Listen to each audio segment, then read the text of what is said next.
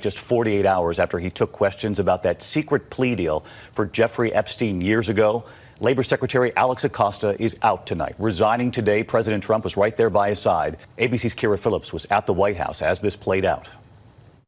He tried to defend his reputation, but today, Alexander Acosta stood next to President Trump, who announced his labor secretary was stepping down. This was him, not me, because I'm with him. He's a tremendous talent. He's a Hispanic man.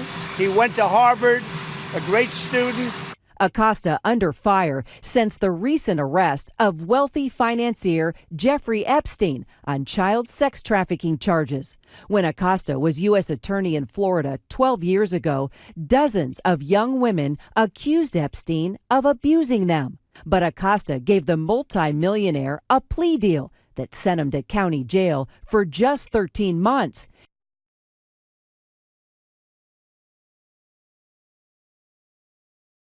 This is a Fox News alert. Anti-ICE demonstrators raising, we're told, the Mexican flag over an ICE facility, a federal U.S. facility in Aurora, Colorado. Let's go now to Matt Morrow from our local Fox station for the very latest there. Matt. And Shannon, things here outside of this ICE detention facility in Aurora, Colorado, just outside of Denver, have calmed down quite a bit. Just a few dozen protesters left out here, but it's what they did just about a half hour ago that is making big news and headlines tonight. Take a look back there. I know it's dark, but it's hard to see, but you can see they took down an American flag and a Colorado state flag, and instead, as you see in some of this video, they raised a Mexican flag. They also raised an upside down American thin blue line flag that looks like it's kind of dirtied or bloodied up. There's also another flag out there with some curse words on it. At one point, there were more than 1,000 people out here. It was a couple hundred of them who went onto ICE's property.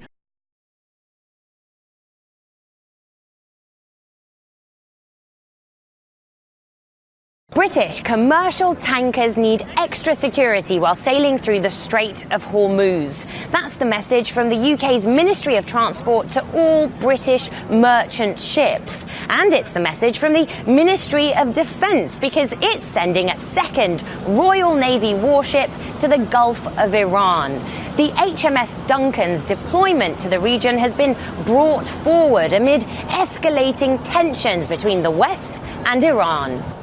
As part of our long-standing presence in the Gulf, HMS Duncan is deploying to the region to ensure we maintain a continuous maritime security presence, while HMS Montrose comes off task for pre-planned maintenance and crew changeover. Earlier this week, a Royal Navy warship had to come to the aid of a BP oil tanker to fend off a group of Iranian patrol boats in the Strait of Hormuz.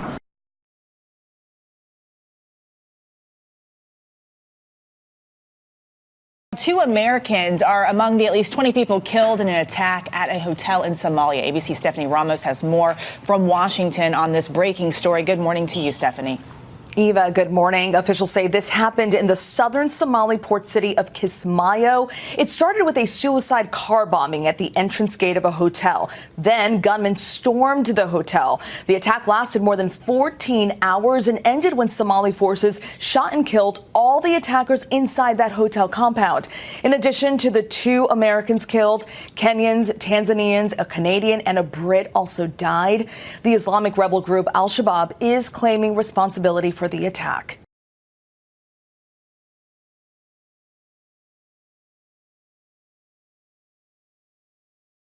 The South African National Defence Force troops have started arriving in the Western Cape from across the country. It's hoped their presence will help put an end to gang-related violence on the Cape Flats. Police Minister Bheki Cele asked for the military intervention in crime hotspots. The Western Cape is in crisis, with over 2,000 people killed between November last year and May of this year. But will communities feel safer now that the SANDF is involved? eNCA's Nadine Theron is following the story for us this morning. Nadine joining us now live. Nadine, is there a military presence where you are this morning? No, there's no military presence yet. We know the army has arrived. We've seen the vehicles coming in on the N7 yesterday. We've seen them gather at some military bases, but they have not started patrolling the Cape Flats yet. Residents from Manenberg to Philippi East to Hanover Park to Mitchell's Plain are disappointed they haven't seen the military forces patrolling the areas yet.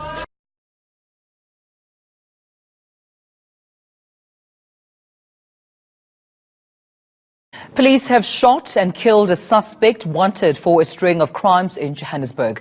The man had been on the run and his luck had run out when police found him on the East Rand today. A shootout then ensued and officers fatally wounded him. Slindelo Masikane has more on the scene.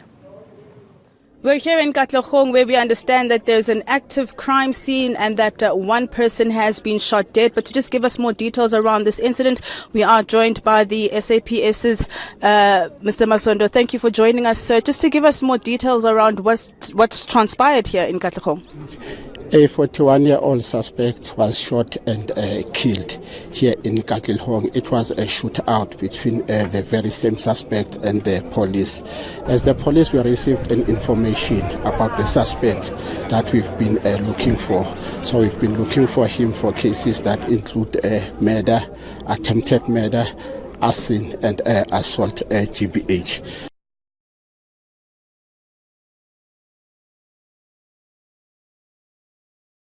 They conveyed a message of business as usual, but two of Hezbollah MPs are now on a U.S. sanctions list, including the head of the bloc in Parliament, Mohammed Rad. The U.S. has long considered Hezbollah a terrorist organization, not differentiating between its military and political wings. But it's the first time its elected politicians have been targeted this way. What's new about sanctions is adding elected representatives. Otherwise, there's nothing new. Such tactics won't sideline us because we are a big force. The latest move is seen as part of the Trump administration's maximum pressure campaign on Iran and its allies across the region. While in Beirut in March, U.S. Secretary of State Mike Pompeo told Lebanese officials to stand up to the group. But Hezbollah and its allies control parliament and government, making it hard to target it without targeting the country.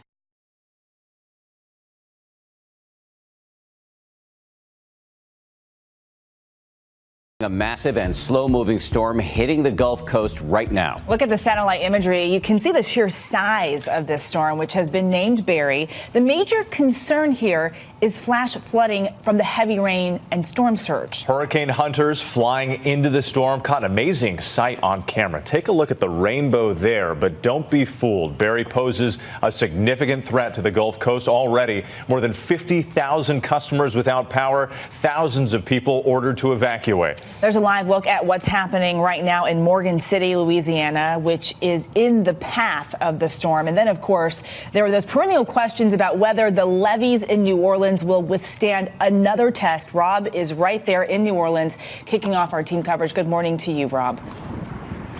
Good morning, Eva. We are more confident this morning that these levees will not only hold, but are unlikely to be overtopped. This river behind me, because the winds have switched, won't get a whole lot higher, at least here in the city of New Orleans.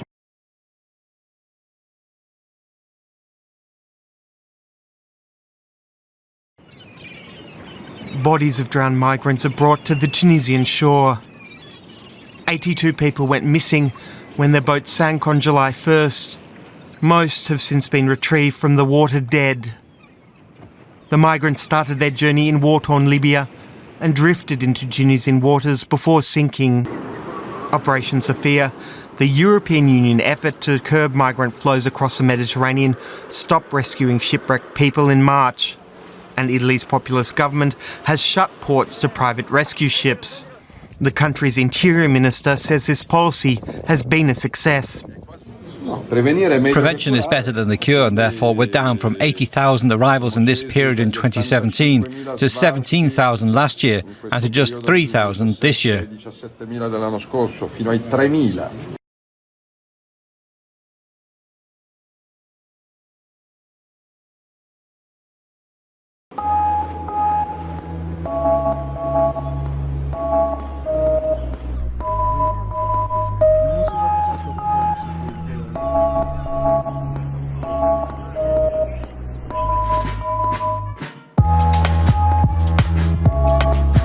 La sécurité des Français passe par des équipements au plus haut standard, comme l'est le Suffren, doté de missiles de croisière permettant de frapper en profondeur et capable de déployer des forces spéciales en immersion, fait entrer nos forces sous-marines dans une nouvelle ère.